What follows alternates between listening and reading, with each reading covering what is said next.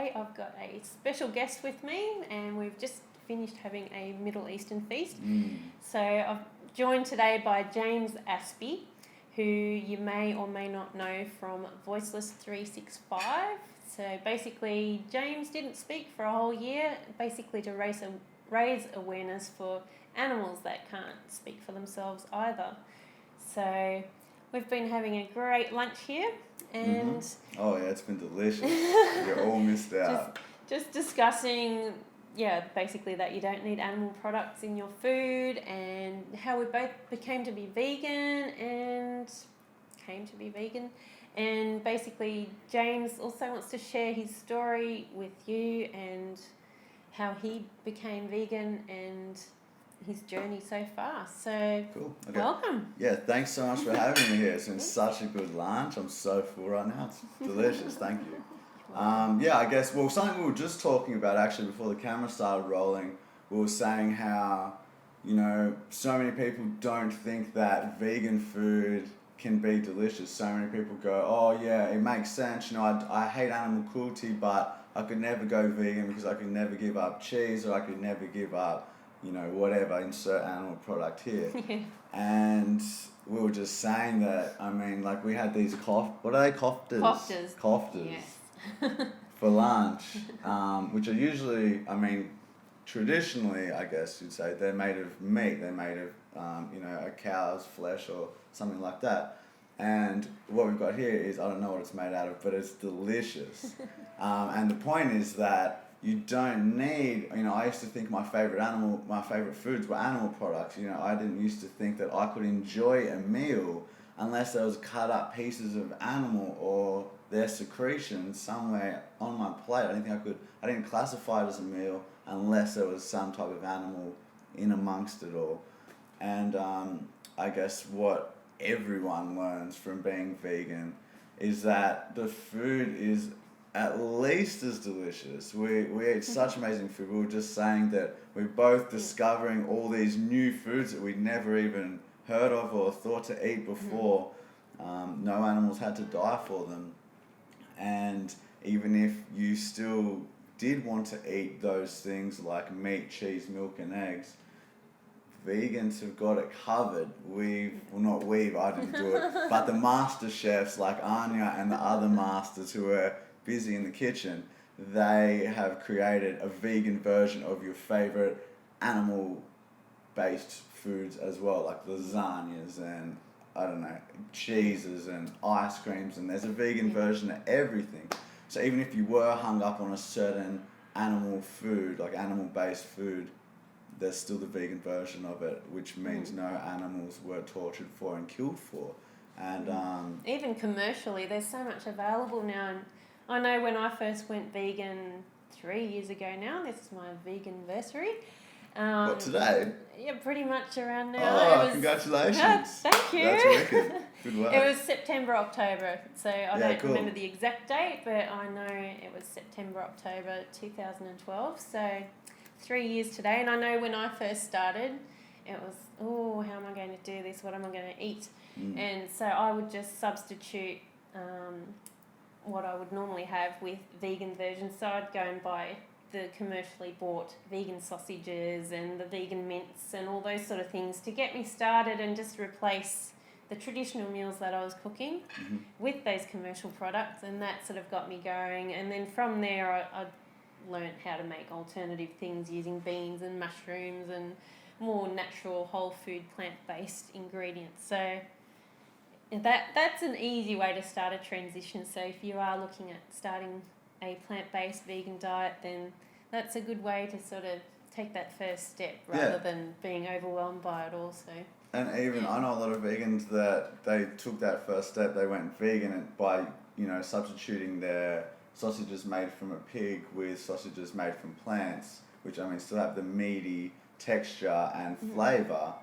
But they didn't go from that and go, okay, now I'm just going to eat a whole foods plant-based diet. A lot of vegans just continue eating that food, and that's fine. At the end of the day, veganism isn't about the healthiest diet, although it can be if you're eating a whole foods plant-based diet, it is. But it's not necessarily about that. It's about, first and foremost, justice for animals. and giving them the justice they deserve. You know, they don't deserve to be treated as our property or as machines, you know, milk or egg laying machines. I think they are not guilty of any wrongdoings, and for us to treat them in ways that turns them into a commodity and drops their value of their life to nothing more than a barcode. Veganism is about bringing them justice and, you know, showing the world as well that they do matter, their lives do matter, and there's no certain taste that is worth more or more valuable than an animal's life. Yeah. So I suppose I'll tell you how I went vegan, which was not even 2 years ago yet. When I was 17, I got cancer. I got leukemia and lymphoma. I was really, really sick, and, you know, my hair fell out and everything, and I put on 25 kilos. And I was really lucky because I met a man who was a personal trainer, and he helped me lose the 25 kilos, which was really inspiring for me. I wanted to, you know, help people come out of their suffering as well. Like, that was the first time I'd really experienced what it was like to suffer. And through my journey, you know, what I decided to do was become a personal trainer, help other people do the same as what he'd done for me. And 8 years into being a personal trainer, I got a job on a cruise ship. And I met a very wise, intelligent man there who told me that eating animals is bad karma. And that was the last thing I wanted in my life. You know, I only want the good karma. I try to be a good person, a respectful, you know, loving, caring person. And he told me eating animals is bad karma. And I always thought, you know, I was told this by one of my mentors when I first got into the health industry, that there's no such thing as a healthy vegetarian. And I believed that, and I just took it as word. And when this wise man said to me that eating animals is bad karma, I decided, well, you're very wise, and, you know, I trust your opinion. I'm going to try it for 7 days just to see how I feel. And a few days in, I was feeling so amazing of just cutting flesh from my diet, just becoming a vegetarian. I felt so incredible that I knew there was something to it. I mean, I had so much energy. I was bouncing off the walls. I was pushing more in the gym. I was just feeling so positive and so great. So I decided I would look into it because I wanted to know if I could feel like this all the time, or if it was true that there is no such thing as a healthy vegetarian. And what I started learning about just blew my mind, because not only can you be healthy and not consume animal products, but you are going to be much healthier. You're reducing your chances of heart disease and cancer and diabetes and osteoporosis and obesity and so many lifestyle diseases. You're extending your life expectancy, which was the complete opposite to what I had anticipated I would learn. So many people think of this image as a scrawny, sickly, you know, someone who doesn't consume animal products. Everyone thinks that's what I thought. And through my journey, learning about the health benefits, I was like, great, I'm a vegetarian for health now. But I kept researching and I learned more. And I started seeing what happens to animals before they become a neatly wrapped package on the supermarket shelf. And for me, I was never a big animal lover. You know, I didn't really care much about animals at all. But I didn't hate animals. And I didn't despise animals. And what I was seeing in this footage was only what you would do to an animal or to anyone if you hated them with, I mean, every ounce of you. And even then, most of us couldn't do it. So for me, I thought, okay, I don't care much. I'm not an animal lover or anything, but I know injustice when I see it. I know when something is wrong, when it's right in front of my eyes. And I didn't think it mattered before, because I thought, well, we have to eat animals to survive, so I'm not going to feel guilty about being a human, you know? But when I learned we're actually healthier and better off, so is the planet, without consuming animal products, is when I decided, well, if we're not killing and eating animals to survive and be healthy, what are we doing this to them for? And that got me more interested in the plight of animals. I did a 10-day meditation as recommended by the man who told me that eating animals is bad karma. So I did a 10-day silent meditation where I didn't speak for 10 days. and meditated about 11 hours a day in a technique called Vipassana.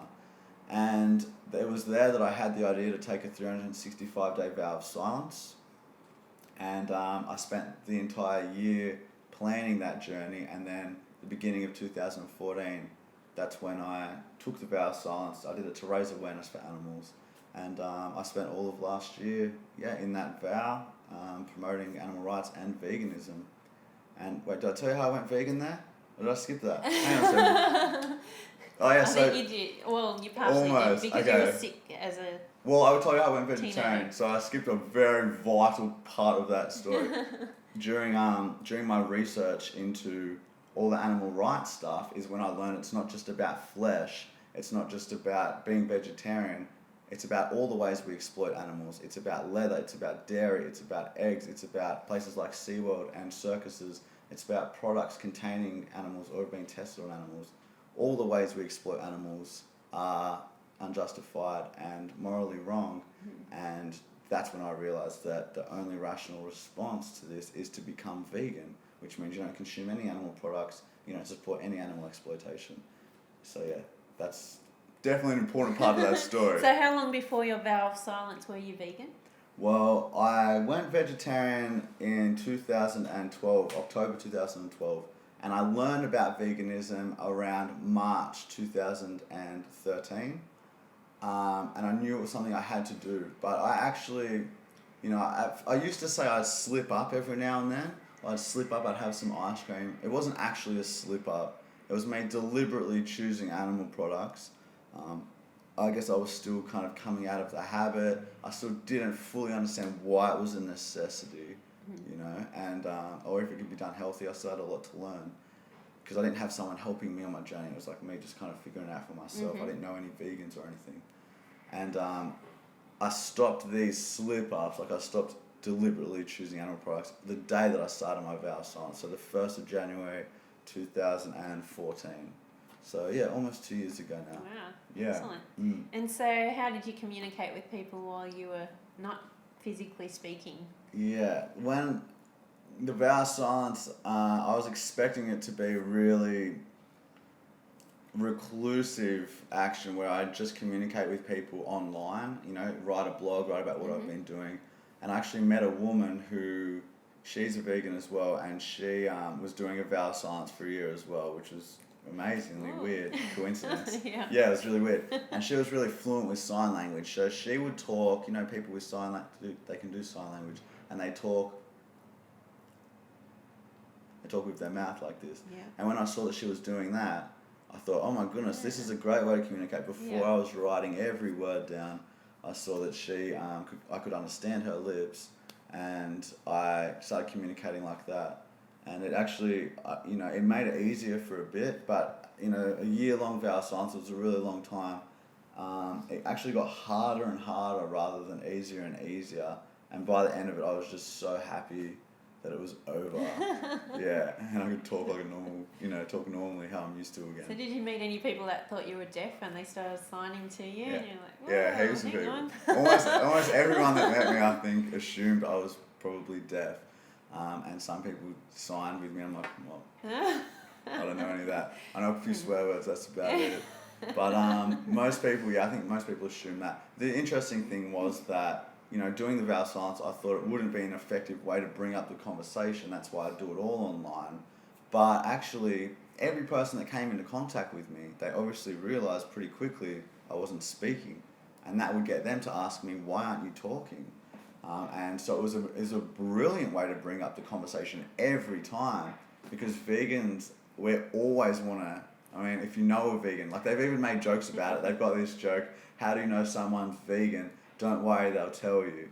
So we're just itching to talk about it because, it's so important, and so many people haven't had a conversation with a vegan where they point out the inconsistencies of our belief systems, we love animals. We say we love animals, yet we pay people to mutilate and torture and murder them for food and products that we don't need. That's a huge inconsistency there. Yeah. So vegans want to point this out and go, hey, you love animals, you're against animal cruelty. Why are you supporting such horrific exploitation and killing of them?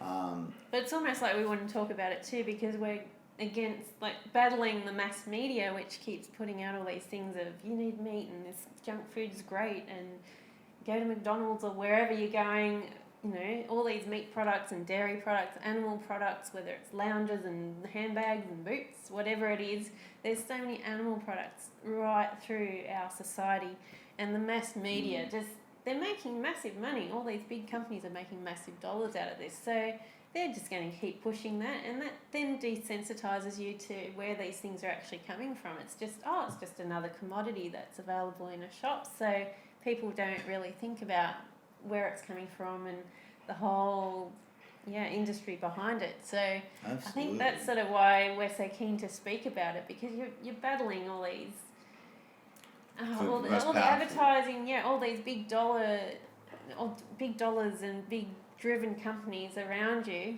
and so here we are dispersed around the world going, infiltrating. I want to tell you about this. This is exciting, and you know, not even that's not the only side of it. You know, the health side of it as well. There's so many benefits. We have people getting heart disease and cancer and diabetes, all these Western diseases. And if you look at all the peer-researched studies around the world, well, most of them are showing that a plant-based diet is the way to go. So, you know, not only your moral side of things, but also your health side of things would solve so many issues that this world is going through. Absolutely. So that's why we want to share this information. Yeah, that's right. Like you said, we're battling some of the most powerful industries on the planet. You know, they had us fooled for 26 years. Yeah. Me a few more. A couple more over here. Only two more. We've been told we need calcium from cow's milk, when in fact the truth is that the cow's milk is so acidic that it actually leaches calcium from our body, and the places in the world with the highest amount of dairy in their diet also have the highest rate of osteoporosis and some bone diseases. We've been told we need protein from flesh, but actually studies have shown that it's the animal protein that is giving us different types of cancer, like casein in dairy protein. And we've been told all these lies. We've been told all these things to believe. We haven't really questioned it. So, and then there's the advertising, McDonald's, Big Mac meals, Hungry Jacks, this and that. And it is hard to go up against. Then they've got how they package it. You know, there's no heads on these chicken corpses. It's just like this neat kind of thing where there's no blood, there's no trace of cruelty. There might even be a picture of a happy chicken on the front or on a carton of milk.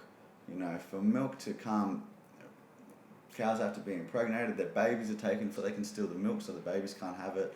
The baby boys are sent to the slaughterhouse because they don't produce milk. I mean, it's like one of the most horrific things going on. And on the picture, though, is this happy cow in this happy meadow, and all that is happening just so people can have a glass of cow's milk, which is bad for them, and or have a piece of cheese. And I mean, there's almond milk or rice milk or oat milk or soy milk or coconut milk. There's so many alternatives that don't require such horror to happen to these innocent beings who feel pain and suffer just like we do. Even the milk capacity, it used to be a couple of litres. Now these cows are holding 30 litres at a time, and they can't stand up, and they're just in such pain constantly just so people can have milk, which in the long run makes us all sick anyway. So it's just idiocracy. Yeah, that's the karma right there, really. I mean, we kill them and they kill us. You know, like you said, it's not just, I mean, first and foremost, it's about justice for the animals, but also a bonus of becoming vegan is the health benefits, so many benefits. And then on top of that, we've got the environmental benefits, because animal agriculture is a leading cause of deforestation and ocean dead zones and species extinction and habitat loss and greenhouse gas emissions. It's destroying the planet. And there's so much potential here for such a better world, for so much less violence happening. Like this is happening to 1.5 trillion innocent beings, animals who have, you know, families and communicate and have communities and a heart and a brain just like we do. 1.5 trillion of them killed every year for food and products that we are better off without. I mean, it just makes so much sense to be vegan, and you can't blame anyone for, I mean, we were all born into this world with the propaganda from the meat and dairy industries and from advertising, and we've been told something's true and it's not. And so it's not any of our fault that we weren't born vegan, or that it might have taken us a long time to get there. But I think what happens is when you do get the message, you know, it's you're kind of obligated to start doing something about it. You know, if you agree with things like the golden rule, you know, do unto others as you would have them do unto you. Einstein's got a good quote. He says, "Those who have the privilege to know have the duty to act." And when we start learning these things, and people are making these connections that we're paying attention to, or we're making them ourselves, we're meeting vegans that are healthy people that are saying, you know, if you want to be consistent with your stance against animal cruelty, then being vegan is the first thing you should do. Anything less is supporting animal exploitation. And when these kind of things come into you, like into your life, into your reality, I mean, that's a gift. Like, that's a blessing. You've got an opportunity then to reconcile a conflict in you where you are against violence and hurting others in almost every single way, but then 3 times a day you're paying for horrific violence and killing. And by being able to reconcile that, like, what a gift, you know. You generate so much more peace inside of you, so much more love and compassion and respect for others, and respect not just for other humans, but respect for other earthlings, the others that we share this planet with. And by doing that, and by raising your own vibration, like by raising your own positivity in all those ways, you're affecting the world. First it starts in here, then it radiates out here. And the more people that do that, the more peaceful this world will be. Yeah, definitely. Yeah.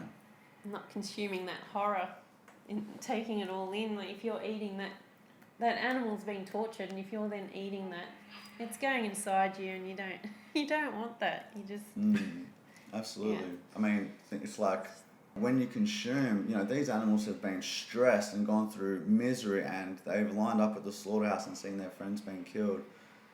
There's a lot of stress in those products, you know, in that flesh, in those secretions. There's stress hormones, there's all kind of bad vibes in there. And is it any wonder that, you know, you look around and so many people are anxious and depressed and stressed, and they can't enjoy the moment, or they can't love themselves, or they're drugging themselves with television or with food or with actual drugs. I mean, we've been born into a vibe of this world, and we're so used to it. But there's a lot of negativity around, and we can shift that balance to a far more positive place, first and foremost by stopping our contribution to the horrors that are happening to animals. That's probably the worst thing I'd say that we are doing. And then you can be a little bit more picky with the other things you're doing. Like, just other things that have come into my radar recently are where I get my clothing from, and, you know, using plastic or paper and that kind of stuff. But I mean, first and foremost, I think the worst thing that almost everyone is involved in is the unnecessary killing of animals for food and products we don't need. So what would you say to people that say, but I buy free range, or I buy organic, or humanely slaughtered, or ethically grown, or ethical farming? Yeah, I think that they're great buzzwords, and they're helping the industry marvelously if you believe them. Free range means next to nothing for animals. You know, often they take them out of lots of little cages, and now they're in one huge cage where there's all kinds of new problems arise, different stresses, different ccruelties. But even if, I mean, and organic just means that, you know, it's less chemicals, so that's better for you, maybe a bit better for the animals, but none of that really matters. No matter how nice, apparently, these animals are treated, no matter how many belly scratches they get every day, at the end of the day, there's no humane way to kill someone who wants to live. Humane means to show compassion. How could it ever be compassionate to kill someone who values their life, who wants to live? That is the opposite of compassion. That is the utmost disrespect for this being's life. And just think of it, I mean, imagine I had a girlfriend for 20 years, I treated her like a princess, and one day I killed her in her sleep and she didn't feel a thing. You know, humane. That's just a word, it's murder. Yeah. I've murdered her, no matter how nicely I treated her. I robbed her of the most precious thing she'll ever possess, her life. Like, what a miracle this is, what a gift this is. And to rob someone of such a beautiful gift, it's one of the worst cruelties there is. It doesn't matter how you did it. So there is no humane way to exploit animals or to kill animals. It's just a word used to make consumers feel better about buying animal products. Yeah. There's no good way to do it. The least you want to do, if you are against animal cruelty, if you're against exploiting innocent beings, if you're against violence, if you're against oppression, the least you do is become vegan. That just means you've stopped hurting them. If you want to do more than that, great. Help others go vegan too. Help others learn about veganism and become vegan too. But first thing isn't go start marching at a rally or start protesting. That's not it. The first thing is to become vegan. Stop your own contribution. Stop your own involvement in what's happening to them. And I mean, there's lots of ways you can get there. Some people go vegan overnight. Obviously, that's the most ideal, because then there's no more victims of your choices.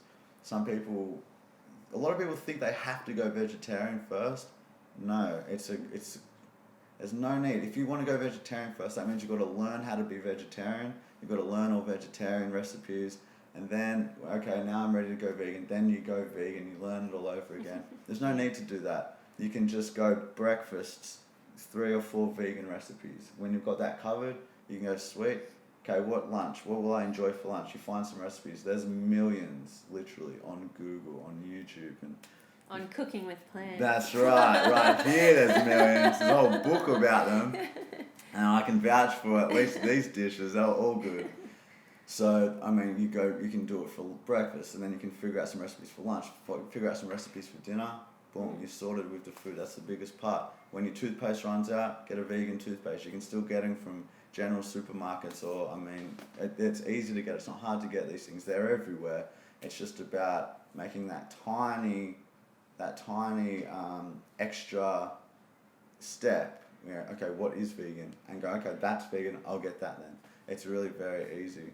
Very easy. Yeah, it's so easy. So I get a lot of people say, okay, well, aren't we more intelligent than animals? So, aren't we here because we're at the top of the food chain and everything else beneath us is there for us to eat? If God didn't want us to eat animals, why did he put them on this earth? So right. What do you say to that? Okay, well, we have nothing to do with the food chain. We have supermarkets. We have an abundance of choice. We're not lions that have to kill to survive, or that have to eat animals to survive. We're humans with an abundance of choice and an abundance of alternatives to eating animals that don't kill any of them. So there's that. We're not lions, we're humans. Lions kill for need, humans kill for greed.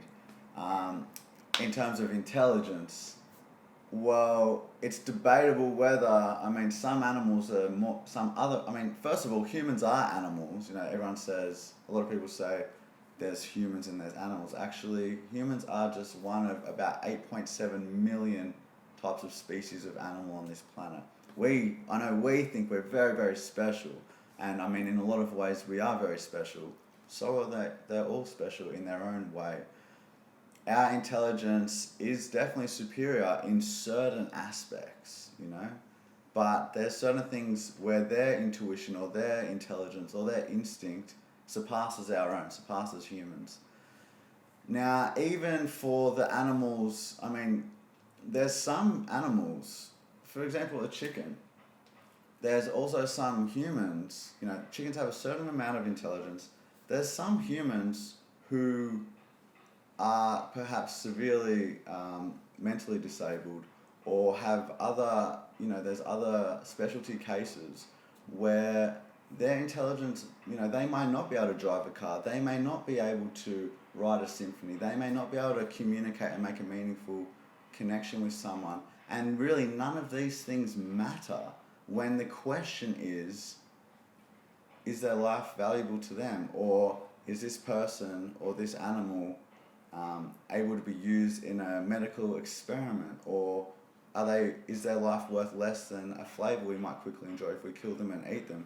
The answer is always the same, no. It doesn't matter your intelligence, it doesn't matter your skills or your specialities or your capabilities. At the end of the day, if we don't need to kill someone to eat them or for any other product, we should let them live just like we would want to live. You know, we should think about these victims and put ourselves in their position, you know, and if we wouldn't want it done to us, then I don't think we should do it to them either. That just makes sense to me. Yeah. Well, I was just saying to you earlier how I walked past a pet shop on the weekend and they were raising money for animals by cooking a barbecue outside, and yeah, just the irony of it is just crazy. People just don't make the connection. It's just very, very sad. Well, people are, I think, as well, though. I mean, like, veganism is getting so much more popular now and so much more understood, and the word is getting out and it's becoming so much more mainstream. You know, the world record holding strongman is a vegan. The world record holding ultra marathoner is a vegan. The person in Guinness World Records with the best memory is vegan. So it's just like getting out there, and places like, you know, that pet store that are raising money for animals by selling tortured animal products, which is funding more of the torture and killing. There's massive confusion. There's a massive disconnect, definitely. I think, though, and I'm sure you probably agree, that the more people that make this connection, hang on, I'm against that, so why am I funding it when it's so easy, especially not to? You know, the more people that make this connection, the faster this will change. And, you know, I think we'll get to a point where, back in the day, where people used to believe 100% that black-skinned people were inferior to white-skinned people, or that women were inferior to men.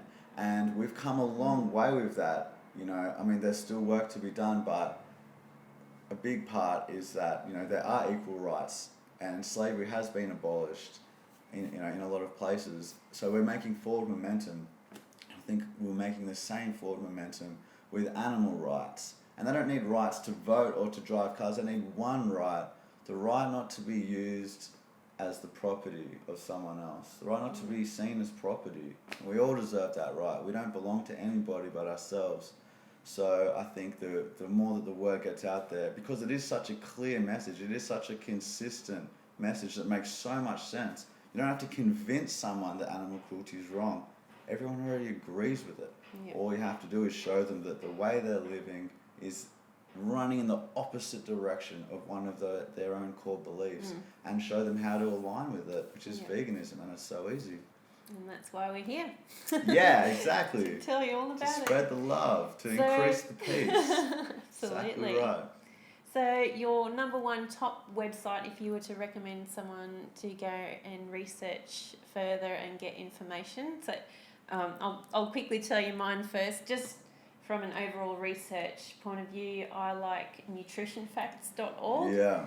Just huge amounts of research and peer-reviewed data that, it's just amazing. So that's my top site. My top site would be, it's jamesaspey.com.au. It's a brilliant site, heaps of good links.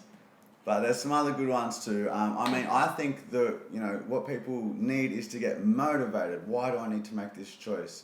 And there's every reason to. There's great documentaries that have covered each base. So there's the documentary Earthlings, which shows all the ways and all the things that animals go through at the hands of humans, through their exploitation all the way from the farm to the fridge. There's Cowspiracy, the sustainability secret, which shows what a disaster animal agriculture is to the planet, and that if we don't do something now, we might not have a home. It definitely won't be like this. We want to have a home to live in not too far in the future. Then there's Forks Over Knives, which is based on the largest study ever conducted on the relationship between health and nutrition. And the bottom line was that the optimal amount of animal products in the human body is 0. And the optimal diet for the human body is a whole foods, plant-based diet. So they're all good. Nutritionfacts.org is brilliant. And I guess, vegankit.com is wonderful as well. That'll help you go vegan, or howdoigovegan.com is great as well. So if you check them out, then they'll give you all the tips that you need. Fantastic. Well, before you leave us today, I have a copy of my cookbook for you. Are these recipes in there? The hummus is in there, the Yeah. koftas are in there, the pesto is in Good, there. I really like that pesto. Yeah, so Cool. and it's personally signed by me. Signed copy. Thank you So so there you go, much. that's Thank for you very you. much. I got a gift for you as well. Ooh. It's not as good as this book, although it's really quite good too. Hang on a second here. I got you a tea. Bit exciting. Yeah, the Woohoo. tea says animals are not property, objects, slaves, machines. Awesome. Yeah, so that's the tea that I've been making. You can get them on my site. And I mean, that's just one way of many to spread the love and to... Thank you. Yeah, you're welcome. To spread the love and to get the message out there so people can see it and start rethinking some of their old beliefs about, what animals are and if they're here for us or not. Okay, and so the best places for people to connect with you if they want to know more or find out more about veganism? Yep, jamesaspey.com.au. My last name is spelled Aspey. That links to my Facebook page and my Instagram. You can email me at peace@jamesaspey.com.au. And at the moment, like this year, I'm going around doing talks about my journey, about veganism, about setting goals, achieving them, stepping out of your comfort zone, all that kind of stuff. So, and I don't charge any fee for my talks. I just want to spread the message. So yeah, you can get in contact with me and I'll happily come and give a talk. And yeah, they're the best places to find me. And YouTube? On my YouTube too, I've got YouTube, which I'm a little bit lazy with, but there are some videos on there. I plan to get onto that at some point. My YouTube's just James Aspey /Voiceless365. Fantastic. Well, Cool. Thank you for your time today. Yeah, it's been my awesome. pleasure. It has. And I'll have a link to all the URLs that we just spoke about and all the social media links below in the description. So you can find out more about this lifestyle and get on the vegan train. Get on board. Yeah, Choo-choo. that's right.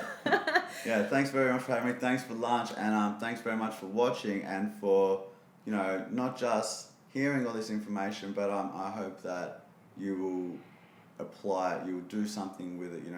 Action.